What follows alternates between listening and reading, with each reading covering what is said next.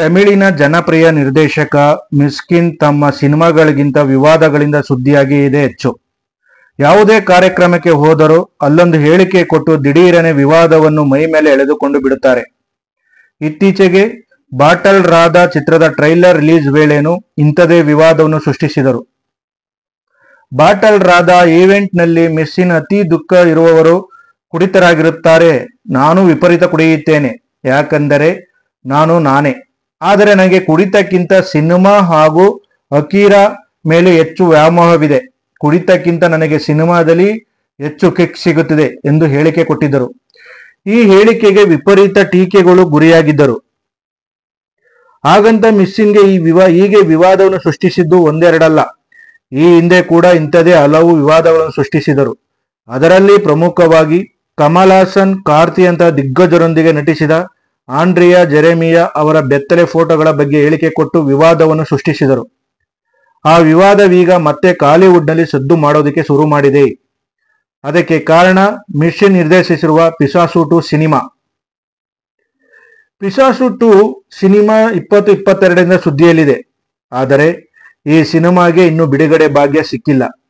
ಇತ್ತೀಚೆಗೆ ವರದಿಯಾಗಿರುವ ಪ್ರಕಾರ ಈ ಸಿನಿಮಾ ಇದೇ ವರ್ಷ ಮಾರ್ಚ್ನಲ್ಲಿ ಬಿಡುಗಡೆಯಾಗುವ ಸಾಧ್ಯತೆ ಇದೆ. ಈ ಹಿಂದೆ ಚಿತಿರಂ, ಪೆಸುಡಿವೈ, ಅಂಜಾತೆ, ನಂದಲಾಲ, ಪಿಸುಸು ಅಂತ ಯಶಸ್ವಿ ಸಿನಿಮಾಗಳನ್ನು ನಿರ್ದೇಶನ ಮಾಡಿದ್ದಾರೆ. ಅದರಲ್ಲೂ ಪಿಸಾಸು ಸಿಕ್ಕಾಪಟ್ಟೆ ಜನಪ್ರಿಯತೆಯನ್ನು ತಂದುಕೊಟ್ಟಿತ್ತು. ಈ ಹಿನ್ನೆಲೆಯಲ್ಲಿ ಪಿಸಾಸು 2 ಸಿನಿಮಾದ ಶೂಟಿಂಗ್ ಆರಂಭಿಸಿದರು. ಅದರಲ್ಲಿ ನಟಿ ಆಂಡ್ರಿಯಾ ಪ್ರಮುಖ ಪಾತ್ರದಲ್ಲಿ ನಟಿಸಿದ್ದಾರೆ. ಪಿಸಾಸು 2 ಸಿನಿಮಾ ಶೂಟಿಂಗ್ ವೇಳೆ ನಟಿ ಆಂಡ್ರಿಯಾ ಬೆತ್ತಲೆ ಫೋಟೋ ಶೂಟ್ ಮಾಡುವುದಕ್ಕೆ ಮುಂದಾಗಿದ್ದೆ ಎಂದು ಹೇಳಿ ವಿವಾದವನ್ನು ಮೈ ಮೇಲೆ ಎಳೆದುಕೊಂಡಿದ್ದರು. ಪಿಸಾಸು 2 ಸಿನಿಮಾದಲ್ಲಿ ಆಂಡ್ರಿಯಾ ಅವರಿಂದ ಬೆತ್ತಲೆಯಾಗಿ ನಟನೆ ಮಾಡಿಸುವುದಕ್ಕೆ ನಿರ್ಧರಿಸಿದ್ದೆ.